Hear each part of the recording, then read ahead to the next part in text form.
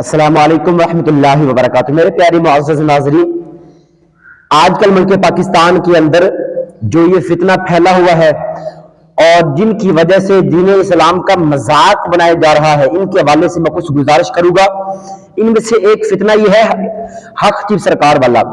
اس بندے کی وجہ سے اسلام کا اتنا مذاق بن چکا ہے کہ اپنے تو اپنے ہیں، غیروں نے بھی اسلام کا مذاق بنایا، اسلام پہ انگلیاں کسی اور دین اسلام کو معاذ اللہ برا برا کہا۔ اور گزشتہ ایک دو دنوں میں فاروق الحسن الحاجی نے بھی جلالی صاحب کے بارے میں، علامہ اشرف آصف جلالی صاحب کے بارے میں ایسے نازیبہ کلمات کہے کہ الیاذ باللہ کہ وقت جید امام ہو، خضر رضا ہو، ان کو اس طرح کی بری باتیں کرنا۔ اس والے سے یہ ملک پاکستان میں صرف میرے معزز ناظرین ایک نظر ادھر کرے، تھوڑا سا یہ بھی آپ غور کریں۔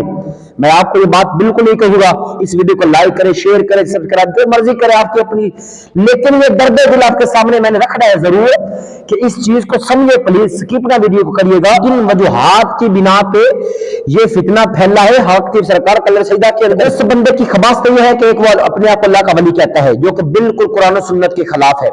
نمبر دو، وہ بندہ فاسق مولوی ہے، ولی ہو نہیں سکتا۔ نمبر تین، وہ بندہ اس کے جناب شریعت نام کا پتہ تک نہیں ہے۔ اور نمبر چار میرے معزز ناظرین، اس بندے کو نماز تک نہیں آتی۔ اللہ کے اولیاء کا تخاصہ یہ ہے قرآن و سنت کا فہم ہو، قرآن و سنت کے مطابق زندگی گزارے، اس کو نماز تک نہیں آتی، قرآن نہیں آتا۔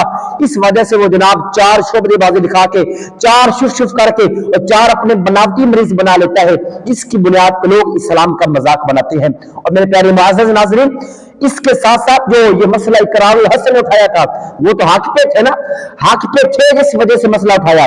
یہ جو حق چیف سرکار ہے، یہ اللہ کا ولی بندہ بالکل نہیں ہے۔ اس فتنے کی وجہ سے لوگوں نے اسلام کا بہت مذاق بنایا۔ اور میرے پیارے معزز ناظرین، دوسری بات یہ ذہن نشین فرما لیں، گزشتہ دنوں کے اندر جو یہ بات فاروق الحسن قادری نے کی ہے، اس نے جو یہ کھچ ماری کہ جناب جلالی صاحب جو ہے، اللہ کے سارے علماء اپنا فیصلہ سنا چکے کہ جلالی صاحب حق پہ ہیں، تو پھر اس کو ایسا کرا لگا، ایسی اس نے منافقت حسد پھیلایا، حسد کی آگ کے اندر جل کے جناب چار پیسے اس نے دیکھ لیے۔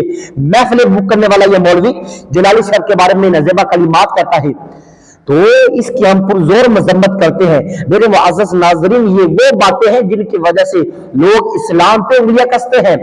تو یار یہ دیکھیں، یہ کیا لوگ چاہتے ہیں کہ اسلام کے جو حالت اس وقت بنی ہوئی ہے، ان لوگوں کی وجہ سے ایک جملہ یاد فرما لے کہ جتنا اسلام کا نقصان ان جاہل خطیبوں اور جاہل نقیبوں نے کیا ہے، کہ شاید کسی نے کیا ہو، کہ جاہل نقیب اپنی نقابت کی بنا پہ اور جاہل خطیب اپنی خطابت کے فن کے اندر چار پیسے ٹٹولنے کی خاطر وہ لوگ، ان کی وجہ سے اسلام کا مذاق بن جاتا ہے۔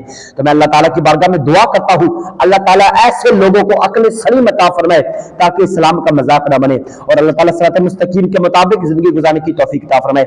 آمین۔ وما علیہ الا البلاغ المبین۔